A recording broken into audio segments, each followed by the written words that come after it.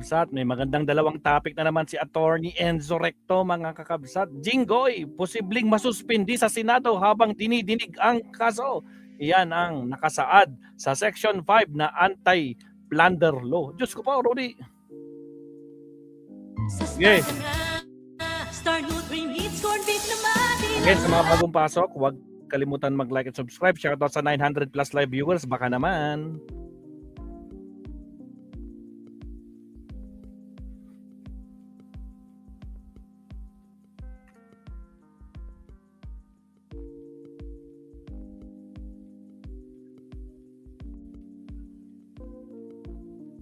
Ang tagal ah. Okay, pasok, attorney.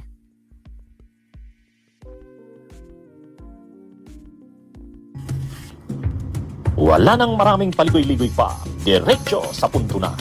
Maiksi lang ang komentaryo, pero diretso sa punto. Wapato, Maraming kuro-kuro. Shoutout. May tiwali, may totoo. Dito, sa puntong diretso tayo. Punto, diretso. Shoutout, Jess Nastor. So, alam nyo, posible pang masuspindi si Jinggoy, mga kabunyog. Ha? Posibleng masuspindi si Jinggoy bilang senador. Agoy. Bakit? Ha? Ipapaliwanag ko yan. Yan. Go, Ha? attorney. Posibleng masuspindi si Jinggoy bilang senador. Okay. Ibig sabihin, habang naghihiring sa kasong ito ng plunder, pwede siyang masuspend. Saan natin makikita yan? Ito, mga kabunyog, ipapakita ko sa inyo. Sa plunder law, ito, Section 5. Section 5 ng plunder law. O, basahin natin. Section 5, suspension and loss of benefits. Any public officer against whom any criminal prosecution under a valid information under this act, whatever stage of execution and mode of participation is pending in court, shall be suspended from office. Should he be convicted by final judgment, he shall lose all retirement or gratuity benefits under any law. But if he is acquitted, he shall be entitled to reinstatement and to the salaries and other benefits which he had failed to receive during suspension, unless in the meantime, administrative proceedings have been filed against him. O yan mga kabunyog . So napakalinaw ng nakalagay sa batas . Sa plunder law, Republic Act, itong anti-plunder law, mga kabunyog, nakalagay, habang naghihiring pa lang ng kaso o nakapending pa lang sa court, pwedeng isuspend ang official. So, si Jinggoy, senador siya, pwede siyang isuspend ng Sandigan Bayan. Ibig sabihin, talagang hindi na siya makaka-participate. Hindi siya makaka-participate sa Senado. Kasi kung isususpend siya, yan mga kabunyog, mga kababayan. Kaya, mabigat itong kasong ito. Pwedeng masuspend si Jinggoy dyan.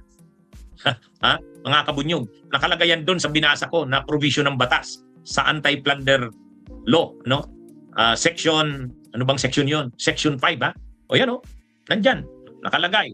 So, pwedeng masuspend ang isang official ng gobyerno habang nakapending pa ang kaso sa Sandigan Bayan. Kaya nasa Sandigan Bayan yan kung isususpend si Jinggoy. Mga kabunyog. So, magandang magandang development ito. Pag tuloy, dapat talaga isuspend na yung mga yan. Kahit si Marcoleta, pag nakasuhan na rin ng plunder sa Sandigan Bayan, pwede rin siyang masuspend. Pwede siyang masuspend. Basta may kaso kang plunder. Tapos na. Game over Nakalagay na. doon sa binasa ko, mga kabunyog, mga kababayan. Hindi tayo nag-iimbento. Diba? So, lahat itong mga officials na ito na may kasong plunder, pag sinampahan na sila ng kasong plunder, si Marcoleta, si Cheese, si Jinggoy, si Joel Villanueva, kapag nasampahan sila ng kasong plunder under Section 5 ng anti-plunder law, ay pwede silang ma-suspend. Pero kumbaga hindi pa yan yung penalty nila. Kasi hihintayin pa muna kung ma-convict sila or ma-acquit. Parang ang lalabas, preventive suspension habang hinihiring pa ang kaso. Yan mga kabunyog.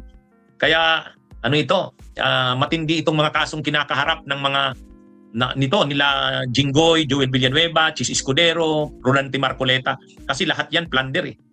Nakalagay sa plunder law, anti-plunder law, na kapag naghihiring pa lang sa korte o nakapending pa sa court ang kaso, pwedeng isuspend.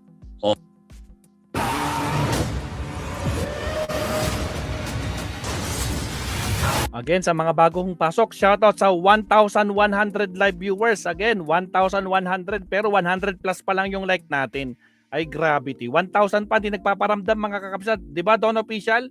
Like po tayo sa shoutout sa 1,120 live viewers, no? Gawin nyo ng 200 yung like natin, mabsat. Baka naman. Tuloy.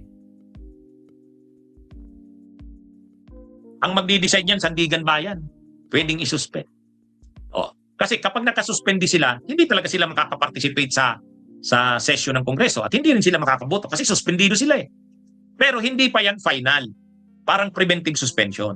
Pagkatapos ng kaso, pwede silang ma-convict, pwede silang ma-acquit. Oh, pag na-acquit sila, yung mga sweldo nila at benefits nung panahong na-acquit sila ay na-suspend sila, ibabalik sa kanila. Pero pag na-convict sila, wala na. Wala na 'yon. O kaya yan mga kabunyog, mga kababayan, ang isa pang mangyayari dito kila Jinggoy. Kung based doon sa binasa natin sa anti-plunder law. Mga kabunyog. Okay, magandang araw sa inyong lahat. Mabuhay po tayo. Ay, Diyos ko po, Rudy. Jinggoy, paano ba yan? Jinggoy, paano ba yan? Posibleng masuspindi ka? Diyos ko po, Rudy. Sigurado hindi ka na naman makakatulog lalo dyan sa kulungan. Hindi tulad nila Cayetano, nila Dilima at saka ni Trillanes, kahit nakakulong, senador pa din. Ay, Diyos ko po. Okay, second to the last topic tayo, Mabsat. Dito pa rin tayo kay Attorney Enzo Recto. Countdown muna tayo, Mabsat. Again, sa mga bagong pasok, huwag kalimutan mag-like. Gawin nyo ng 200 yung like natin. Shoutout sa 1,125 live viewers. Baka naman. Countdown tayo.